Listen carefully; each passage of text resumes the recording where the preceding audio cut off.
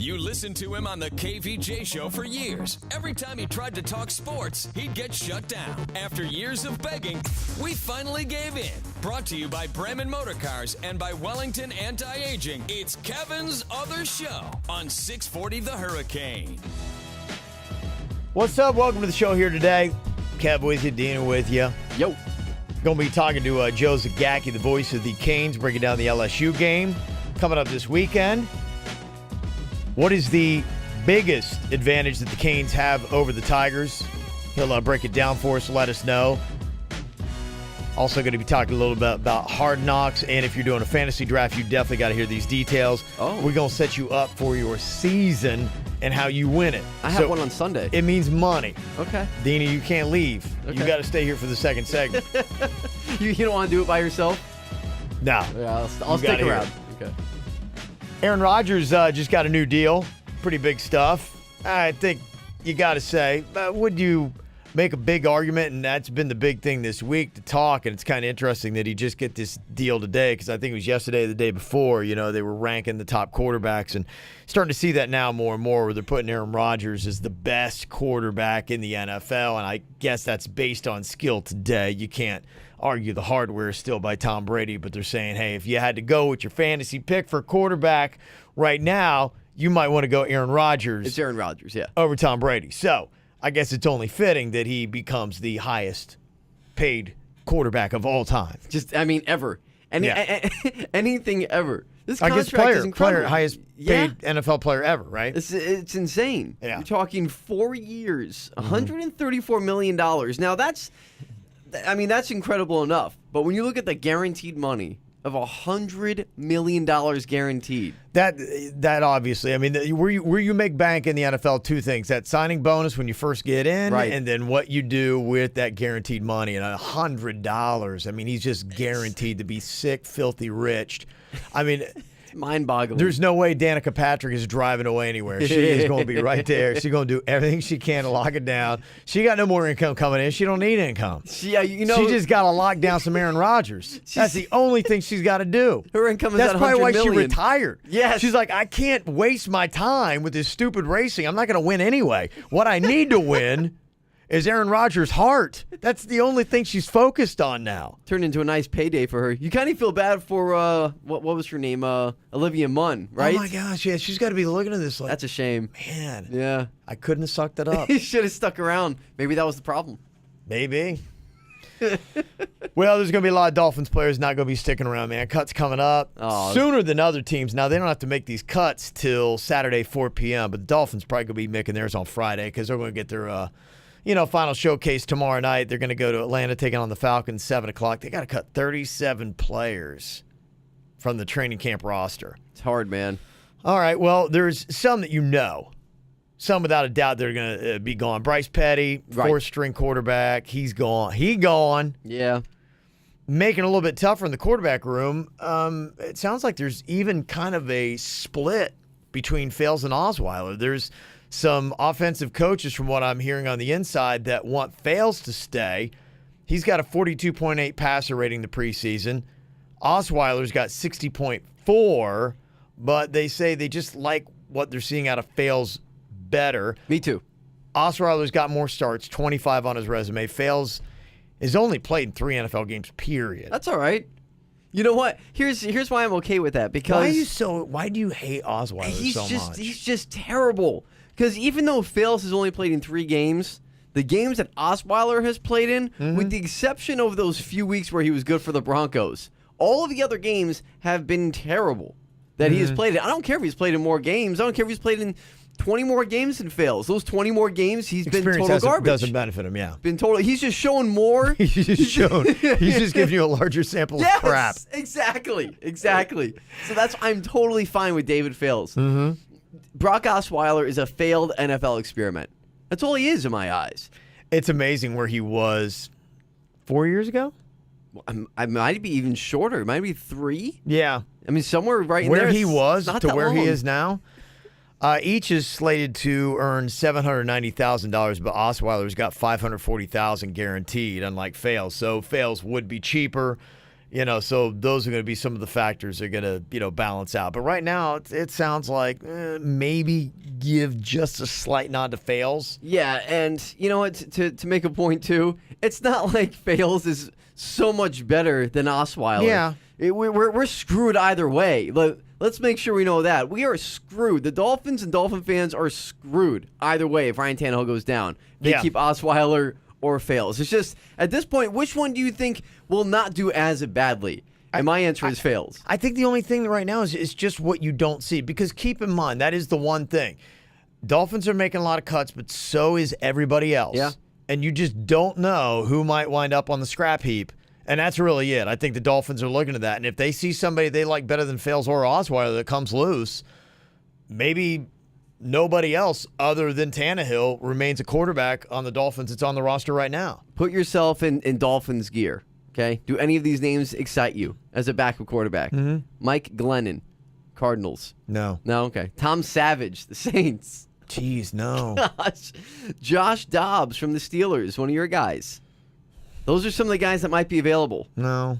I mean, Dobbs no good scares me. options. Dobbs is their third string. So who's the backup now for Landry. Pittsburgh? Oh, it's still Landry. Okay. Yeah, or not Jarvis. Not Jarvis. He's a Renaissance man. The guy does everything. Yeah, right. Yeah. I was going to say Tom, so that's fine. Famous football Landry's for 100. Landry Jones. There you go. Landry Jones. There you go. No, you don't want him either. You don't want Dobbs. Yeah, okay, yeah. The options aren't that great. Yeah. It's crazy to think that all these guys were in the league, and most of them were just terrible. Yeah, it'll be interesting to see what they wind up doing to fill out the roster. It is, like we mentioned the other day, you're going to have a good bit of rookies starting. Mm-hmm. 4 Dolphins are going to be starting against Tennessee that have not played a professional down. It's not very comforting, right? I don't know. Depends upon how you want to look at it. I'll give you the positive and negative. Okay, yeah, they don't have a lot of experience, a lot of NFL playing time. But at the same time, it means that for once, for the Dolphins, your draft class wasn't a complete disaster. That's true. Because you're plugging them in, you're starting. So, are you optimist or pessimist? Well, I mean, is the glass half full? Because if it's half full, you're like, hey, we drafted well enough. These guys are beaten out. Like, Jerome Baker's beating out a guy that's got some experience. No, that's a good point. I retract my previous statement because you have Jerome Baker as one of those guys. Yeah. Minka Fitzpatrick is one of those guys. Yeah. And Gesicki. So, I mean, 3 out of those 4 of those guys are supposed to be pretty solid. Right. So, you know what? I'm okay with it. And you put them in, they start getting experience. Yeah. So, hey, I mean, that's the best way you get better is doing that. Did the Dolphins have a good draft? Is it possible? Well, let them play. Okay. Let them play first. Just because they start doesn't mean they're good. That's true. Let them play. That's fair. But by the end of the season, you might say, okay, hey, all right, let's, when you start turning a franchise around, is when you can string together good draft classes. Yeah. And then make some good free agency moves. And, so we'll see what happens. Yeah, this is the most rookies going to be starting since Jimmy Johnson's first year in 96. And, they went in pretty much and did a full roster overhaul there. So that's, what are the Dolphins like the Marlins? Cutting bait, trying to rebuild. Hope not. Yeah. So we'll see what's up with that. There's a move they're making in Kansas City I just don't like. I lived there a couple years. Right. Man, Chiefs football's good. Tailgating's great. They love barbecue there. They drink hard. It's fun. Chiefs games are great. It's a good stadium. They really support that team, man. They show out. It's packed. Those are one of those stadiums in the NFL that I've always kind of wanted to check out. They say it's probably the loudest. Yeah. That in like Seattle. And they're going to be doing this thing now where security's going to start going through the parking lot and saying, you're either going to the game or you go home. Really? They got to go inside the game to watch or you got to get out of here. So no more tailgating? Like, you can once the game tailgate, starts? but then when the game starts, one or the other. Now, the president of the Chiefs, Mark Donovan, said, from a safety and security standpoint, we don't want somebody out there all day who's not going to the game. If you're out there taking up a spot or if you're out there in traffic adding to it and you're not going to the game, that's impacting a person who is going to the game, who's like a paying customer. Because that's it, man. There really isn't much to do in Kansas City. So there were games, I went out there just for the tailgate where I didn't have a ticket just to hang out. Yeah. Somebody bring a flat screen TV or whatever, and you just watch the game there in the parking lot, commiserate with your buddies, drink, party, barbecue, all that kind of stuff. So I get it. part of it's the dummy who puts the grill under the car and it catches on fire. That's also fun to watch as well. But the other element I'm looking at here, what about the person who goes, and this always happened, there'd be somebody who just didn't know how to hold their booze. Somebody gets drunk. Like, dude, you can't go into the game, man. You're going to get arrested. You're going to cause problems. Yeah. This isn't going to happen. They got to chill. But we got people in our party who rode with us who are okay to go into the game, that want to go into the game. So what happens now? You got drunk fool. What do? You leave them in the car by themselves? You stay with them? Even if you do, are they going to be like going, look, you got to get out of here. What's he going to do? There's some problems. Are you going to make some exceptions? Because you know what happens when you give security guards a little bit of power? Oh, yeah. They go crazy with Yes. it. They're going to see the drunk guy who's going to be out there fumbling around and be like, you got to get out of here. Yes. He's like, and it's going to cause an issue and, a big problem. I don't like it. It's like, yeah, it adds a little bit to traffic. But other than that, what you crying for, Chiefs? Let them have some fun, man. Yeah, I don't like it either because this is done in every stadium, whether it's NFL or college. I mean, it's a pretty big move that the Chiefs are trying to make here. So Yeah. whether or not it sets an actual precedent, I have to wait and see. But I'm not a big fan. I understand security reasons if that's why you're doing it. But why? I mean, who I don't cares? know. If somebody's acting a fool in the parking lot, then you kick them out. Yeah. But not just for being there. That's stupid. I'm not a big fan of that. See how long that one lasts. Yeah. Well, coming up here in a couple of minutes, the Browns got a little bit more drama. I don't know if you saw that. It'll be maybe on next week's Hard Knocks. One of their players indicted for insider trading. Did not expect to see that news out of the NFL. That's crazy. Hard Knocks last night. We'll get you caught up on that. And if you got a fantasy draft coming up, how you win that draft, where you want to pick, I'll tell you next. Think Gloria did a bad job? Wait till you hear this crap. It's Kevin's Other Show on 640 The Hurricane. Hard Knocks last night on HBO. Pretty good. Of all the episodes I've seen, though, it was like, it was the one that was... A little bit of a downturn for you. I mean, it went down. It just wasn't, there was some other stuff, other episodes that I liked. They did a thing kind of like a rookie night where they did like these little like skits and spoofs and stuff like that. We played the one of Baker Mayfield where he was making fun of the general manager. Right. He did that impression of him earlier this week on the show. They also did one, remember that underwear ad I was showing you where it's like, what? Baker Mayfield, he's showing his drawers off. Sure. He's standing in front of a Rolls Royce. He's got a tiger on the ground. It's just like, what? How can I forget? Yeah, they showed that to the whole team last night. Okay, now, how many of you guys wear underwear? Because if you guys need a new pair, I think I can hook you up. They showed the photo.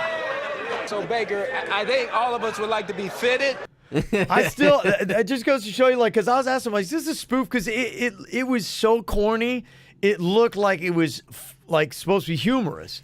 Yes. But after they showed that last night on Hard Knocks, that kind of confirms to me, no, they're serious. He's serious in that ad. They were very serious. Which makes it actually more funny. And they answered my question of whether or not the tiger was actually there. They had a real tiger on that photo shoot. Yeah, they it's a did. bad idea.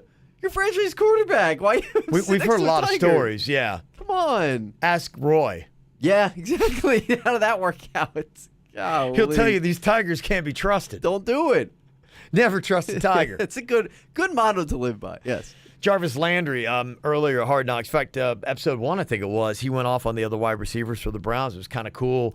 Yeah. He was like, oh, come on, man. He was like up in their face. He was yelling at them just about the culture that they had there. Well, they kind of did a spoof of them, did kind of like a voice overdub with the video that you saw on Hard Knocks of him yelling at the wide receiver room. Listen, I'm gonna get to the chase real quick. Pretty much, all y'all bitches, except for me. Everybody in here is a bitch. Bitch. It is contagious. Contagious, man. Contagious. He Yeah. just kept going with it. It was actually, the whole thing was pretty funny if you get a chance to see it. Mm-hmm. He went on about Jarvis Landry saying, I don't care if your hamstring is falling off your legs. They did a spoof on that where I don't care if your leg broke. Yes. And they show him out there and he's got like a big old cast on one leg. I don't care if both your legs are broken. They It have was him out good. there like running in both his legs. And then the one they put him in, and then the medical cart. Right. I don't care if you can't walk. He's driving away, catching the ball. Yeah. That was well done. That was actually Maybe funnier than anything I've seen on Saturday Night Live over the past year. That was one good. was good. Yeah, that actually was good. The best part of Hard Knocks, though, honestly, what makes it Todd Haley. I love him. Greg Williams, offensive defensive coordinator for the Browns, very entertaining. The offensive line coach that, his belly shakes every time he says hut. Oh, Bob Wiley. Yeah, the Bob best. Wiley. Yeah, he's constantly entertaining. They were playing some R&B last night, some old R&B. And he was yelling about it, didn't like it. But it's kind of interesting little thing. Jarvis Landry and Todd Haley got into a shouting match. There was a route that Jarvis Landry had run. Todd Haley didn't like. Felt like he gave up on it. Jarvis, stop! Jarvis, stopped! What the are you talking about? The ball is out of bounds! Catch the ball and make a play. Catch the ball and make a play, please. Yeah. Ouch. That's some good stuff. They made up, did a little bro hug a little bit later. But, Yeah, that was during the game against the Eagles, I believe. Yeah, it was right? that 5-zip. Yeah, so the D was looking great, man. Myles Garrett, wow, you got a really good look at him. That guy's nasty, man. Yeah, that he Browns D is actually pretty solid. How hard must it be to play for Todd Haley? Didn't him and Ben Roethlisberger not get along? That's why he's not in Pittsburgh anymore. Yeah. Basically, it's because of Ben Roethlisberger. And you can kind of see that. I mean, yeah, Todd Haley's one of those guys he's going to grind on you. He's a little prickly. Yeah, he is. He's entertaining to watch, but I mean, Right. playing for him is a different thing. That's why he probably works better in Cleveland because you don't have that marquee quarterback. I don't think he's going to work with an Aaron Rodgers. I don't think he's going to work Right. with Ben Roethlisberger. They won't take it. You got Tyrod Taylor Exactly. Well, I'm still calling him Tyrod. and Forget it. a rookie, so that's why that's going to work. So, yeah, it's good, but they got a player on the Browns. I just saw this today that confessed to insider trading. This is unbelievable. Where does this come from in the NFL that someone's involved in insider trading? Yeah, so bizarre, man. I mean, this is like a Martha Stewart story. This is something you see, on the stock exchange, the NFL. It's very weird. And on the Browns. How of all the teams, someone on the Browns gets Yeah. caught for insider trading. Yeah, Go it figure. was just some crazy stuff. So so that you'll catch on the next episode of Hard Knocks. I'll have their cuts. That should be interesting. Yeah, see what is going on with that. So, You kind of have a feeling he's not going to make the team. That guy. I He's not a big name, so that's why I'm just calling him that guy. I don't recognize the name. That's why I'm not telling you who it is. Yeah. I don't even know. So We saw the story. He's that guy. not the story you want to come out right before cuts. No. Yeah, Yeah, not going to help his cause. but man, Kajust, he's got to make the team. I don't think he is. There's no way he's making it. You don't think so? No, I don't think so. They had Aw. another big thing on him last night. He's I don't know, man. He gets into rocks like in a weird way, like a little too much. He's like touching this rock. Oh, it's like making me lightheaded. And like, I don't know, man. Can't cut a guy for liking rocks. Yeah, I don't know though, dude. Depends It's on just what kind type of of like, it's like, what? It's kind of weird. I still like him, but yeah, it was kind of an odd segment Right. last night on Hard Knocks. That's fine. Gotta tell you, man, if you got a fantasy league going on, there is apparently one place that you want to pick to win your league. There's a study that broke it all down over 4 seasons. And they say in a 12-team format, it found that people with the 8th pick are most likely to win their fantasy football league. Interesting. Now, they say everybody, wants the first pick. The only year I ever did, I had the first pick, and I wound up winning the whole thing, which is great. But you know how it goes because then you pick first and you may get that great player, but then you're waiting all the way because it's going to go all the way to the end. It's going to come all the way back Right. to you. So that's, why they're saying, because most people do what they call the snake draft. Sure. Where it goes down, comes back, having a mid-level draft position can actually be better. So 12 teams, you want to go 8. That's where they found out that you can get 2 solid players basically in the first 2 rounds, and that's going to change your whole thing. I actually like this because a lot of people, like you said, I want the first pick so I can get Todd Gurley or, Le'Veon Bell, somebody Yeah. like that. But like you said, then you're not picking again until like the 23rd pick. Right. And it's tough. Yeah, I guess it just depends, upon how good that number 1 player is. But they say that, picking 8th out of a 12-team is the best. And they say the other ones, the 5 best draft positions to have in a 12-team league, 8th, 2nd, Huh. 6th, 1st, and then 7th in that order. See, I don't put first in there at all in the top 5 or second. I'm a big believer in what they're saying to begin with of the In 8th 8th, pick. you like 8th. I think anything from 8 said 12 is your best spot. They say people who pick 11th and 12th had the lowest chances of winning their fantasy league. What do they know? 4 years of study and research. Get it out of here. Look, just because my pick was the 12th pick in my league a couple weeks ago doesn't mean that, doesn't mean anything. I'm going to be fine. All right? You're going to be all right. Yeah, huh? I'm going to be fine. Coming up here, your Canes, man, you got to be excited about this. Man, I'm getting so giddy. Gosh, you just break down what is going on in college football. Can you believe it? It actually starts tomorrow night. That's right. UCF Knights get going with the brand new coach taking on UConn. Got a little bit of action on Friday, but the good stuff is on Saturday. FAU, Oklahoma is going to be going down. Michigan, Notre Dame. Then on Sunday, it's your Canes taking on number 25 LSU. The voice of the Canes, Joe Zagacki. Where's the Canes' biggest advantage to win this game, and how bad is it if they lose? We'll talk to him about that coming up next. Be part of the show on Twitter at 640 The Hurricane, hashtag Kevin's Other Show.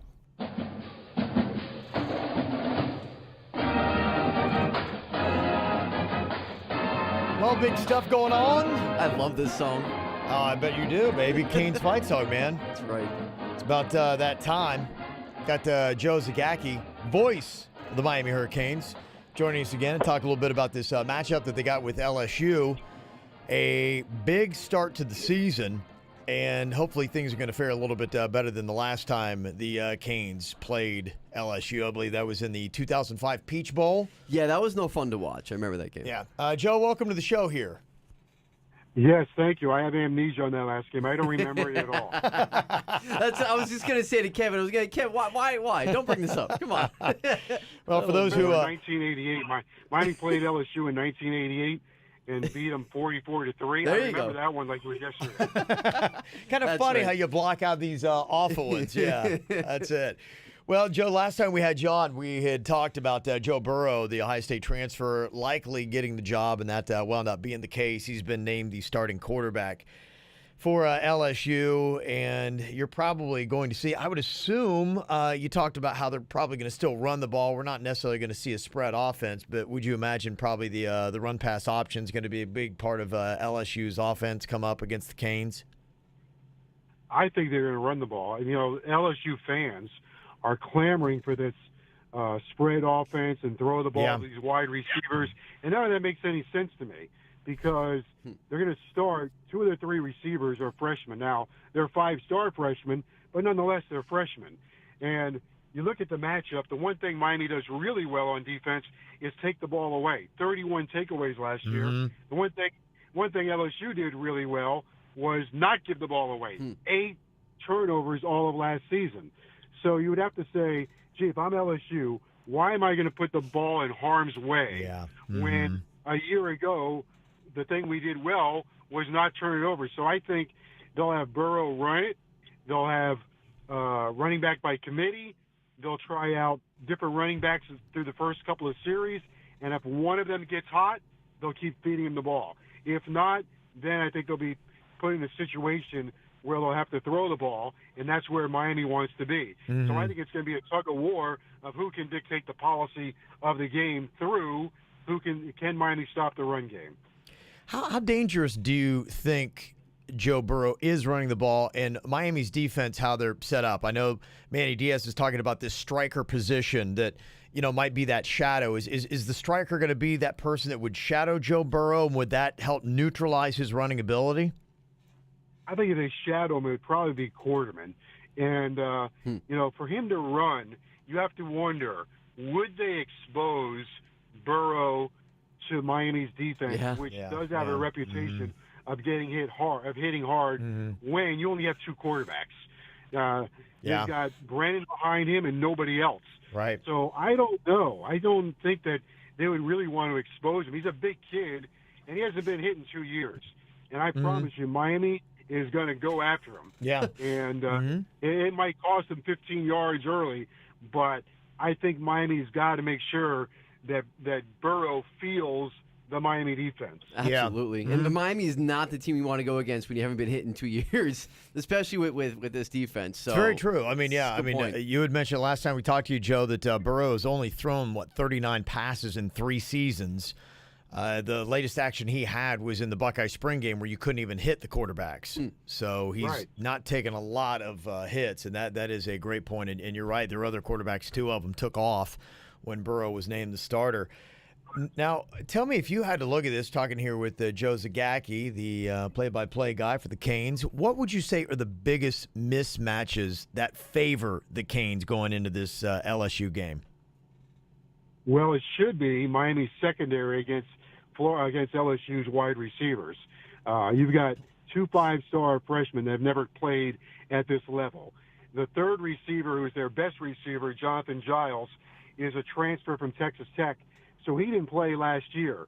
Miami's got Michael Jackson on one corner, who's a preseason All-ACC guy, Bandy on the other, and an All-American safety. So you would have to think Miami's secondary against LSU's passing game is tilted in Miami's favor.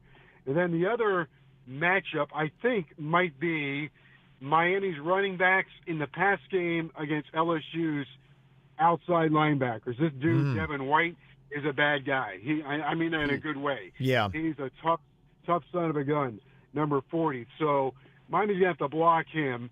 And I would think they might have some other mismatches on the perimeter. I think they're going to hope that Greedy Williams can cancel out Ahman Richards. It's a great name. But after that, their corners are inexperienced against a pretty good fleet of Miami receivers. Okay, now tell me, on the flip side of this, what would you say is Miami's biggest concern in this game against LSU? Yeah, blocking Devin White. And he's really good as a pass rusher. He's really good wherever you put him. He led the SEC in tackles a year ago. And then, Miami, Navon Donaldson, it's going to be his first game at right tackle. Tyree St. Louis, his first game at left tackle. The left guard, Jahair Jones, has never played in a game. So that could be dicey for Miami, especially against if it's in a pass rush situation. We'll see if those guys can hold up. So I'm a little concerned about that. The other side would be Willis and Bethel at defensive tackle against the LSU run game, which, again, LSU is going to have running back by committee. But I think it all starts and stops right there for Miami. If they stop the run and get negative plays against LSU and put Burrow in long-distance situations, down in distance, clearly favors Miami. If LSU is getting 4 and 5 yards at a pop, then that clearly favors LSU. And I think, and I mean, correct me if I'm wrong here, Joe, but when it comes to the biggest advantages, I think when it comes for Miami, it's identity, I think, because when we're talking about LSU, is it going to be run, is it going to be pass, is Joe Burrow going to run? They have all these questions, LSU. Miami, they're going to be running with Travis Homer. They're going to be throwing to all those wide receivers. Defense going to hit you in the mouth. That might be Miami's biggest advantage coming into this game, I think. I think that's a great point. Miami knows who they are on offense. Right. LSU does not. So I do think that's a very good point. I think the Miami defense is better than the LSU offense, and that's one of the ways I think you have to look at it. However, I think the LSU defense and the Miami offense might be a stalemate. Tell me about this venue, and does this have any factor in this game? You're playing at a big stadium. I was there last year. I saw the Gators play Michigan. It is an unbelievable stadium. It is massive, but it seats a lot of people, and it's not far going from Dallas to Louisiana. How do you think the Canes are going to travel? Is this venue going to play any kind of factor in this matchup, Joe? Well, I think the University of Miami fans will travel well. They're not going to travel as well as the LSU fans. That's going to be it's going to be a home game for LSU. Yeah. The place whole is what, 105,000. Is it that much? It Wow. is. It's even bigger than a 105,000 seat stadium. It's insane. It is insane. It is a palace. It's phenomenal what Jerry Jones has built there. So if they have 105,000 for the game, 80,000 will be LSU fans. If it's going to be 80,000, then 60,000 are going to be LSU fans. Wow. Well, the good news, I think the Canes are prepared. They're not expecting to really walk into friendly confines. They're not expecting to be able to hear from what Rick is saying is that they've got all the silent counts ready to go. So it sounds like the Canes are prepared for this venue to make it feel better. Well, what makes me feel better is, to be honest with you, on the road, I saw I needed last year from Rozier and Miami at Florida State. That's a tough joint to go into. Yeah. And I thought, it was a dramatic victory, but I thought Rozier showed a lot of poise there, a lot of moxie.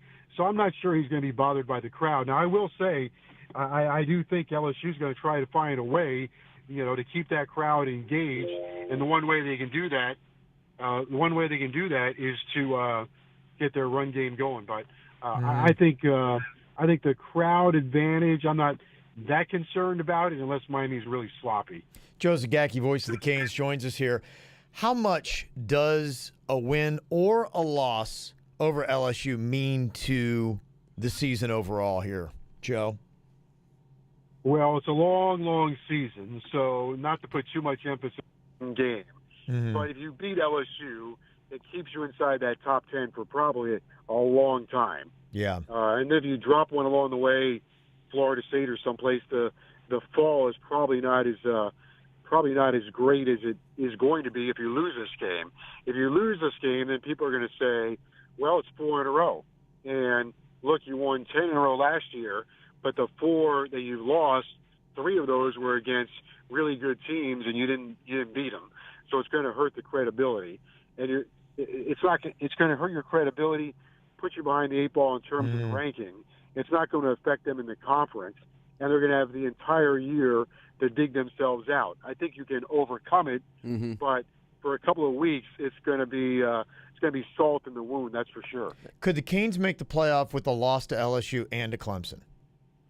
No, they can make the playoffs with a loss to LSU and beating Clemson. There you go. Okay. But if they're going to lose to Clemson, it's going to be in the championship, ACC championship game. And I would say no. Last year, I would have said yes if he had beaten Pittsburgh. I think they would have made the playoff, but what knocked them out wasn't so much the Clemson loss, it was the Pittsburgh loss. Right.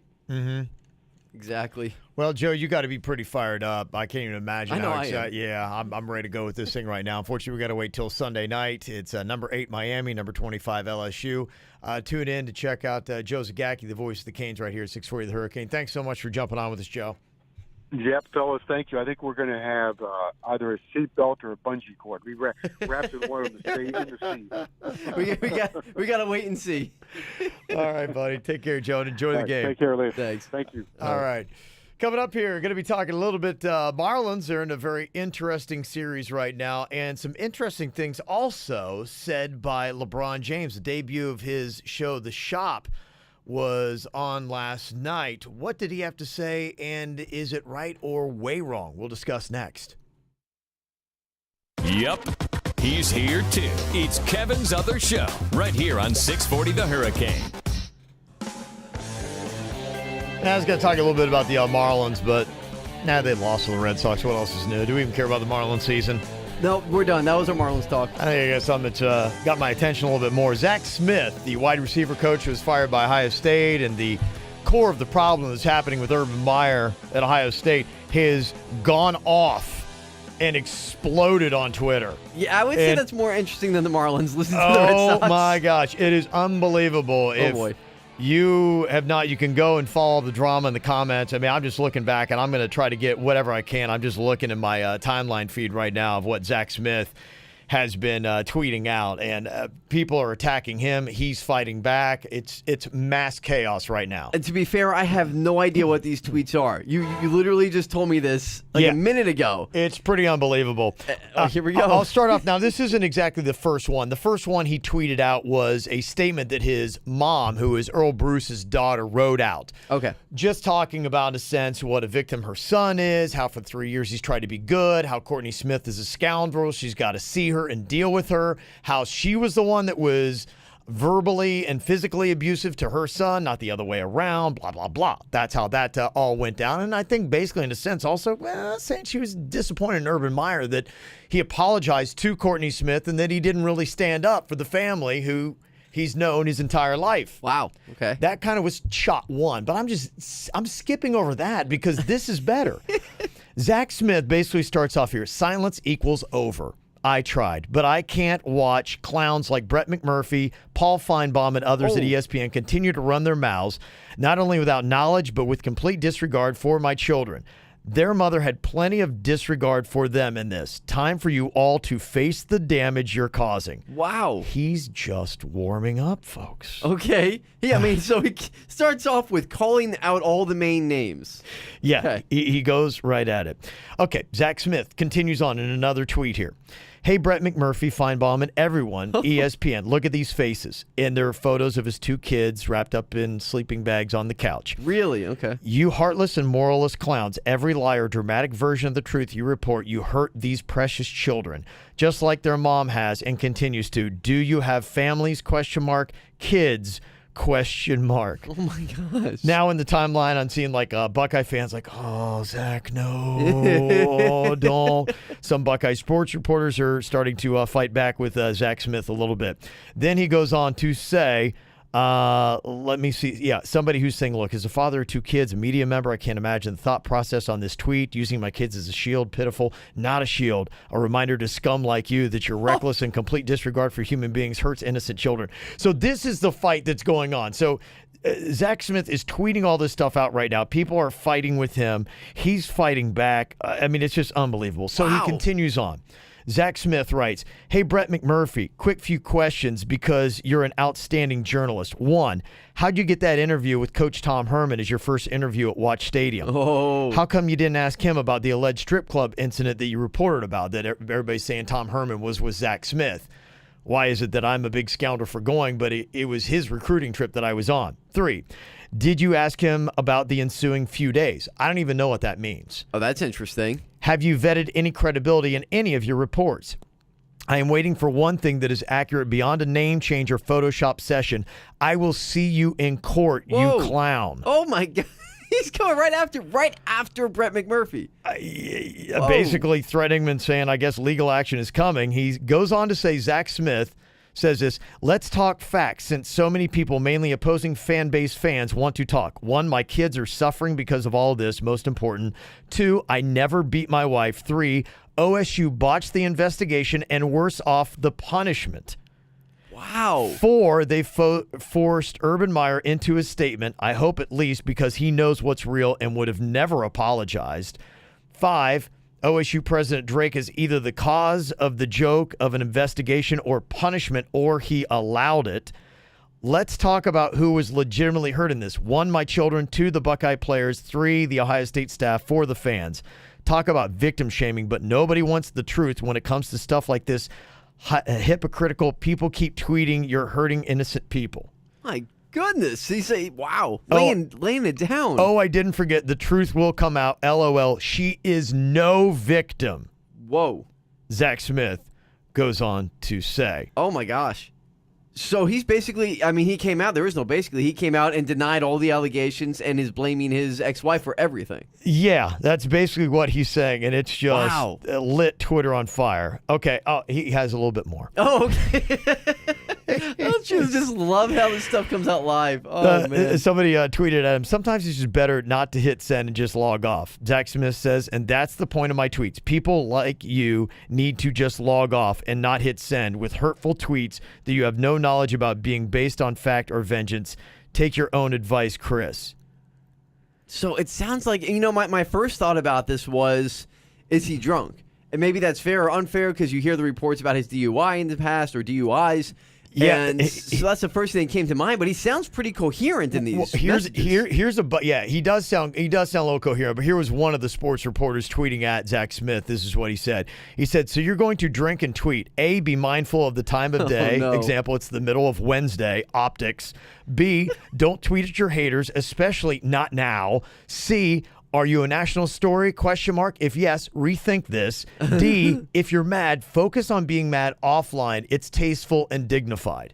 Man. So that's the explosion and just actually a morsel of it that is happening. Zach Smith has gone off. And yeah, who knows if he is hammered or what is going on, but I mean, it's just wow. This is unbelievable. It is. And, you know, I think, one, it does signal to something, and I don't know where it's going to wind up, but I think this is far from over. And I sit somewhere in the middle, and I don't know. Either one, this could continue on and still somehow bring down Urban Meyer. and get him out of Ohio State. I don't know what's going to happen with that. And, if you heard Clay Travis today, the one thing that we brought up the other day that does come out about, okay, were old text messages deleted, and there were 2 names that were mentioned that Urban Meyer's agent said, hey, I'm going to have them come over and get your phone for 4 hours. Clay Travis was bringing up today, okay, who are these people? Did they delete tweets, this and that?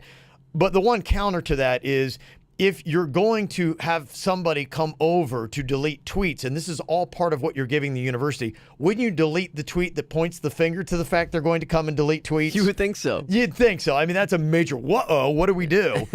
If not, I hope you're not that dumb. Point. So that's the one counter I have to Clay Travis.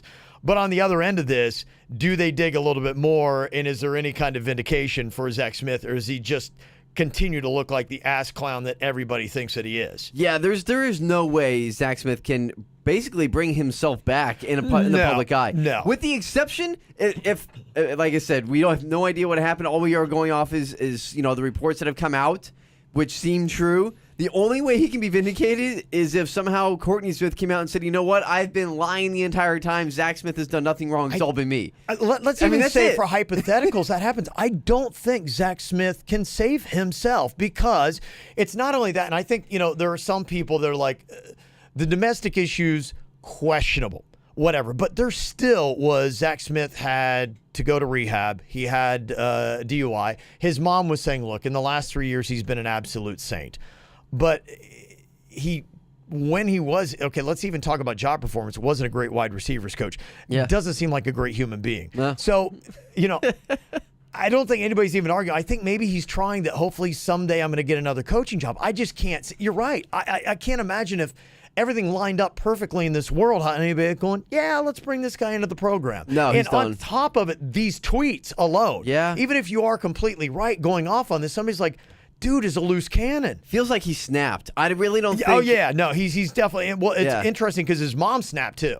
Oh, man. It's like a family coordinated effort. His brother was online the other day saying, look, in my business, I lost my 2 biggest clients. My business is going down the tubes. Like, our whole family is just a shell of it. And I think they probably had a family meeting probably last night.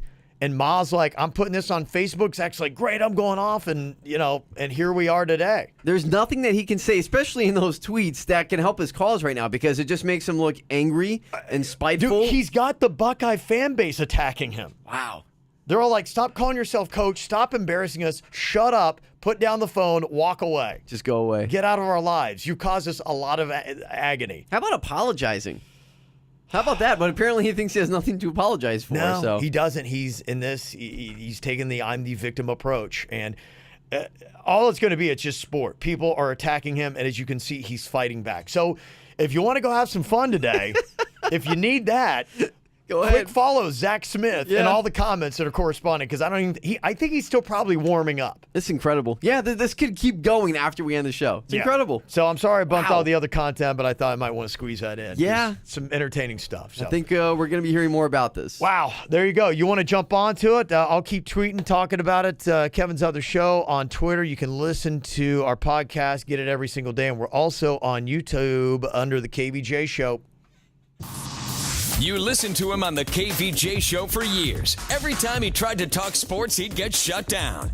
After years of begging, we finally gave in. Brought to you by Wellington Anti-Aging. Low T? Go to WellingtonAntiAging.com. And by Bremen Motor Cars in West Palm Beach. A world-class experience. Shop BremenPorsche.com now. It's Kevin's other show on 640 The Hurricane.